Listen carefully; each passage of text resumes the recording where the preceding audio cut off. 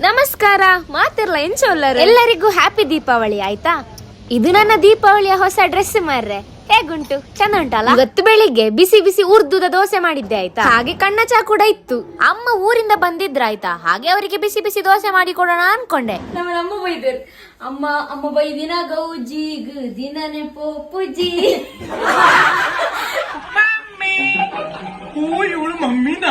ಎಂತ ಗೊತ್ತುಂಟ ಗಾಯ್ಸ್, ನನ್ನ ಅಮ್ಮನಿಗೆ ಸ್ವಲ್ಪ ಕಣ್ಣು ಕಾಣುದಿಲ್ಲ ಅಂತ, ಹಾಗೆ ಅವರಿಗೆ ಸ್ಪೆಕ್ಸ್ ತೆಗೆದು ಕೊಡೋಣ ಅಂತ ನಾನು ಮುನ್ನು ಅಕ್ಕ 3 ಜನ ಕೂಡ ಬಂದ್ವಿ ಆಯ್ತಾ. ಅತ್ತೆ ಮಾರ್ರೆ, ಅಮ್ಮ ಕಣ್ಣು ಟೆಸ್ಟ್ ಗಿಂದ ಬೈದೇರು ಮುಲ್ತುಲೆಗೆ ಕ್ಲೋಸ್ ಅಪ್ ಅಡ್ವರ್ಟೈಸ್ಮೆಂಟ್ ಕೊಡ್ತಿದ್ದಾರೆ. ಆಮೇಲೆ ಅಮ್ಮನ ಕಣ್ಣು ಟೆಸ್ಟ್ ಮುಗಿತಾಯ್ತಾ, ಆಮೇಲೆ ಸ್ಪೆಕ್ಸ್ ಸೆಲೆಕ್ಟ್ ಮಾಡ್ತಾ ಇದ್ರು. ಇಲ್ಲಿ ಕೂಡ ಕ್ಲೋಸ್ ಅಪ್ ಅಡ್ವರ್ಟೈಸ್ಮೆಂಟ್.